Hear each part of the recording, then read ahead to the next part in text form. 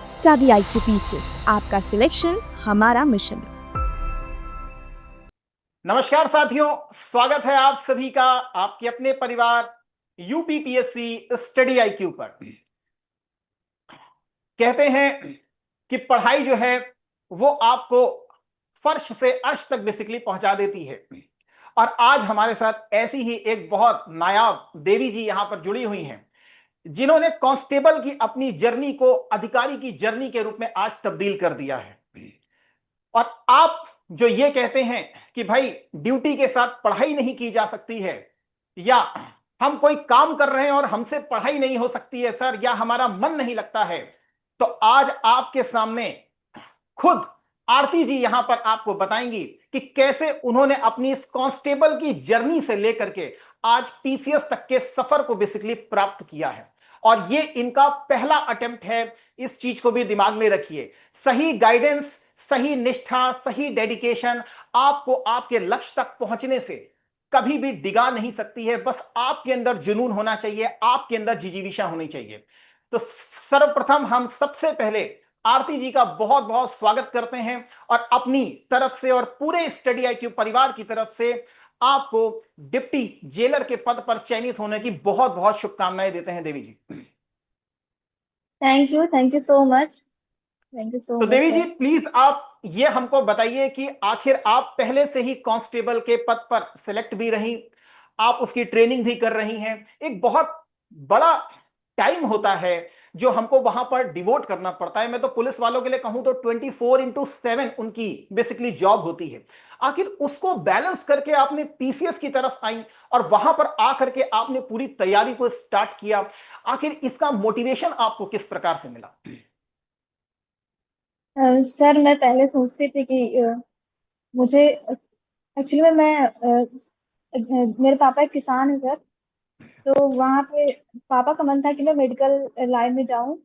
पर मैं चाहती थी कि सर मेरे पापा का ज़्यादा पैसा ना खर्च हो और मैं कुछ अच्छा करूँ।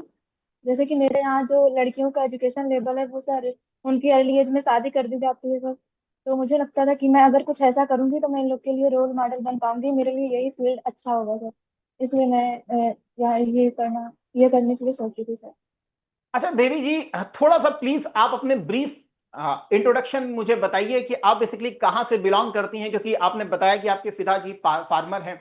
मैं तो आपकी इसी जर्नी से बहुत ज्यादा प्रभावित हो गया कि हमारी एक देवी जी बेसिकली कांस्टेबल से आज पीसीएस को बेसिकली क्रैक कर रही है। यही हमारे लिए बहुत बड़ी क्या कहते हैं खुशकिस्मती की बात है। और सबसे बड़ी चीज है कि ट्रेनिंग करते हुए इस प्रकार से पढ़ाई करना। तो थोड़ा सा अपने आप में ब्रीफ में बताइए, हमारे व्यूअर्स को भी थोड़ा सा, उनको भी आपके बारे में थोड़ा सा पता चल सके। जी सर, मैं गोंडा जिले से बिलोंग करती हूँ सर। और मैंने अपनी ग्रेजुएशन तक की पढ़ाई अपने गृह जनपद से ही पूरी की है सर। उसके बाद मैंने इस कॉम्पिटेटिव एग्जाम के लिए सर मैंने प्रिपेयर करना स्टार्ट किया था। और सारी पढ़ाई मैंने ऑनलाइन मीडियम से सर की है, कांस्टेबल की जॉब के साथ में सर। ओके, तो बेसिकली आप गोंडा डिस्ट्रिक्ट से बेसिकली बिलोंग करती हैं।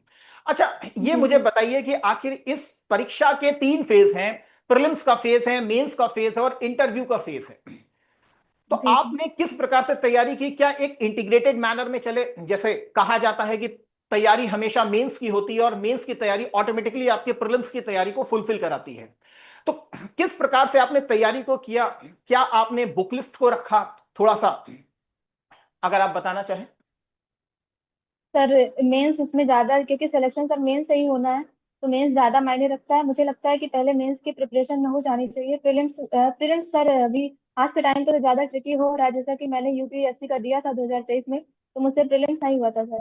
इसलिए मैंने प्रीलिम्स के लिए स्पेशली थोड़ा ज्यादा फोकस किया था। और सर प्रीलिम्स के लिए मैंने घटना चक्र की सारी बुक्स पढ़ी थी। और उससे पहले सर मैंने मेंस का सारा पोर्शन कंप्लीट किया था, जैसे कि गवर्नेंस, आईआर और इथिक्स वगैरह सर।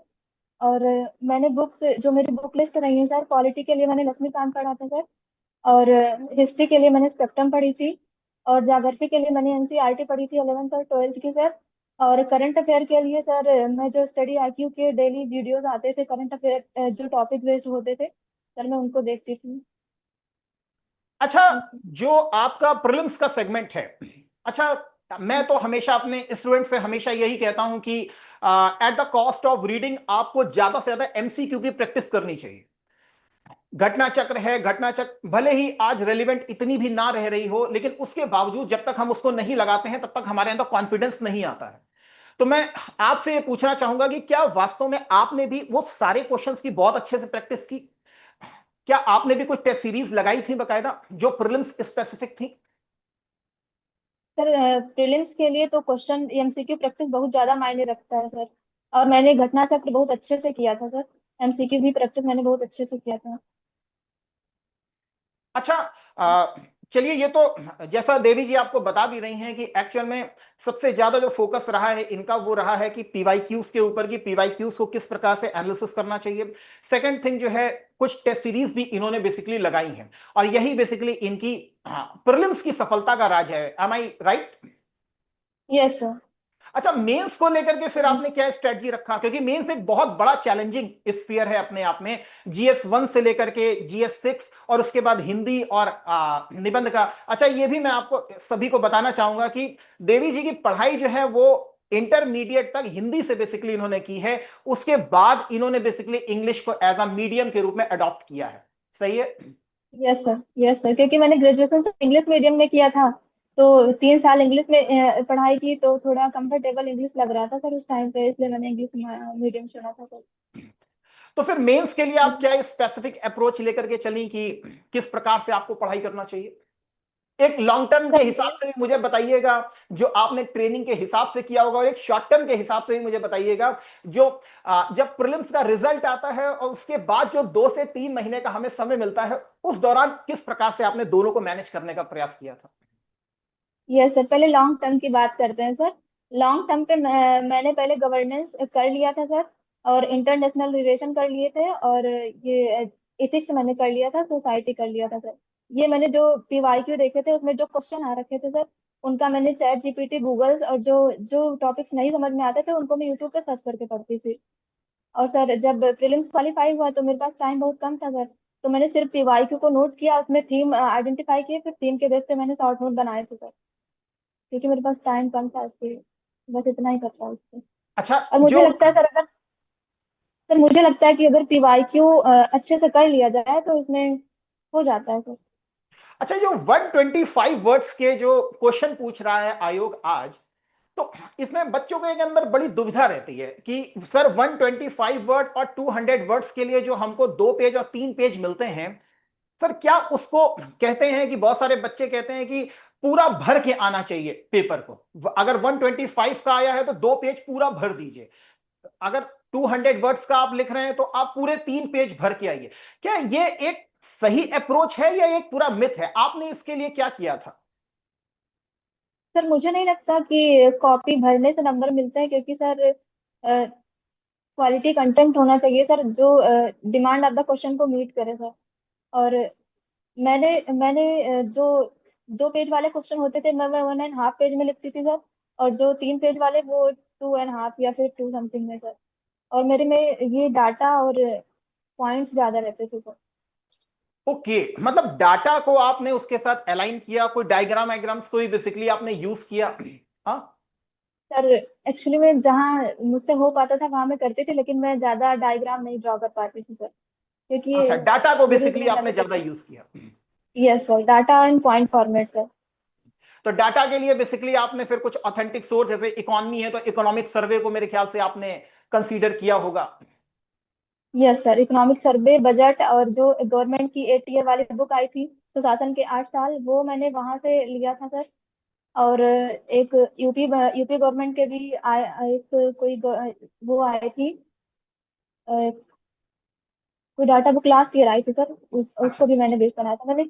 वहां से मैंने सर एक शॉर्ट नोट बनाए थे जो सारे सब्जेक्ट में उनका रेलेवेंस था सर, वो मैंने यूज किया था ज्यादा।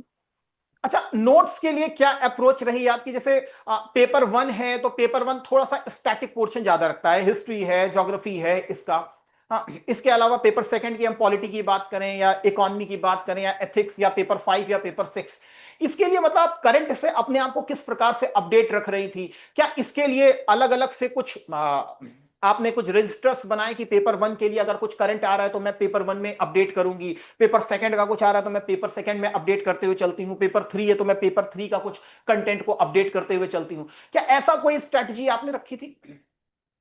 यस सर, मैंने सारे पेपर्स के अलग अलग टॉपिक के नोट्स बनाए थे सर। और उसमें जो करंट का टॉपिक्स आ रहा होता था वो मुझे पता चलता था, तो मैं उसको गूगल पे जहाँ भी मतलब मुझे मिलता था इन्फॉर्मेशन, वो मैं वहाँ पे नोट डाउन करती थी, जो मुझे नहीं आ रहा होता था सर अपने नोटबुक में सर।